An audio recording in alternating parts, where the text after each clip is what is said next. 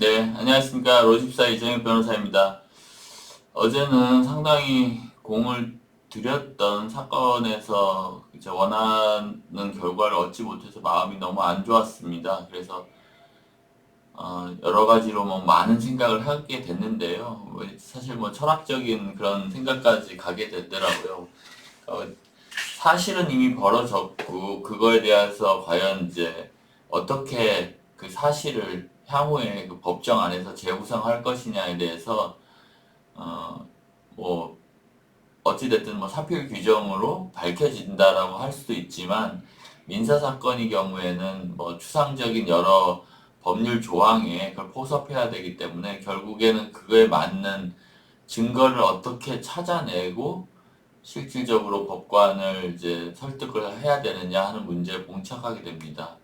그래서 예전에 프랑스 철학자들은 그런 얘기를 했죠. 진리라는 게 뭐 있는 게 아니라 진리라는 것이 갖는 효과, 그 진리 효과에 주목해야 된다. 이렇게 얘기를 했습니다. 그래서 저희도 뭐 대법원에서 최종적으로 이제 결정된 어떤 사실관계가 사실 그 지난 과거의 사실하고 다를 수가 있죠. 근데 그 경우에 지난 과거의 것들은 어찌됐든 사람이 인식하는 것이기 때문에 뭐 사람마다 다 다를 수 있고 그래서 결국에는 이 사람마다 다 다른 이거를 공적으로 명확하게 하기 위해서 이제 사법 절차가 있는 것 같습니다.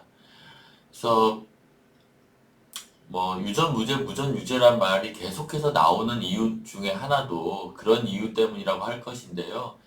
이미 뭐 발생된 일에 그냥 막연히 법원에서 아니면 이제 수사기관에서 밝혀줄 것이다라고 생각하는 것은 사실은 좀 순진한 생각이고 결국 얼마만큼의 노력을 들여서 증거를 과거에 있던 사실을 반영하는 증거를 찾고 그 증거에 따라서 과거 사실을 재구성하느냐 그리고 재구성된 사실을 기초로 법관을 설득시키느냐가 이제 정말 중요하고 그런 어려운 사건이면 어려운 사건일수록 변호사의 공력이 많이 들어가는데 결국 이게 다 비용으로 되기 때문에 결국 비용이 많이 들어가기 때문에 어쩔 수 없이 그 유전 무죄, 무전 유죄라는 말도 나오게 되는 것 같습니다.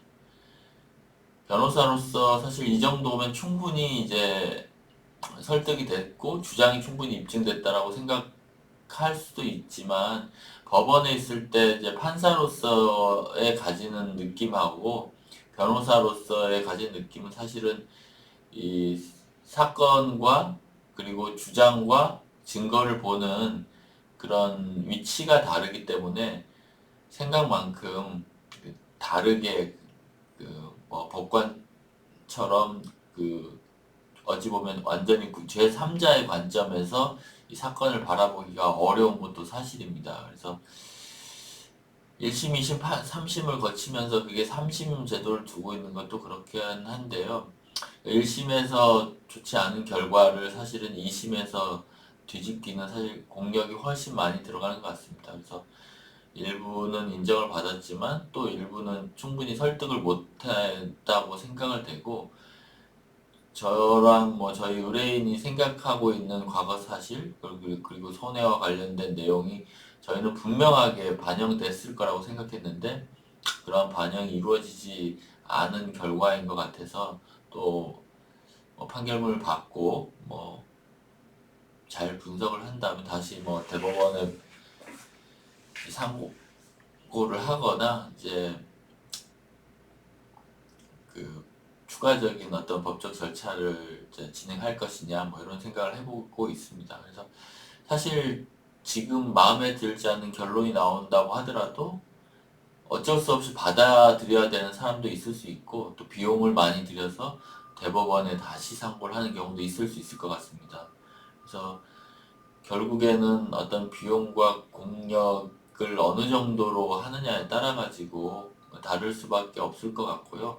여기서 말하는 공력이라는 것은 뭐 모든 것을 말합니다. 이제 서면뿐만 아니라 이제 그와 관련된 우리가 다 연결되어 있잖아요. 그래서 그 연결된 사람들로 하여금 다양하게 뭐 주장을 하고 증거를 확보할 수 있도록 하고 또 설득 작업을 거치는 것들을 이제 해야 된다고 하는데, 그런 부분이 좀 앞으로도 지속돼야 될 것 같고, 그래서 이런 부대 비용을 최소화한으로 하고 의뢰인이 가지고 있는 그 억울함이 없도록 하기 위해서 충분히 주장과 증거 확보를 할 수 있는 방법에 대해서 저희가 어떤 새로운 컴퓨팅적인 그런 혁신을 통해서 앞으로 일궈 나가도록 하겠습니다.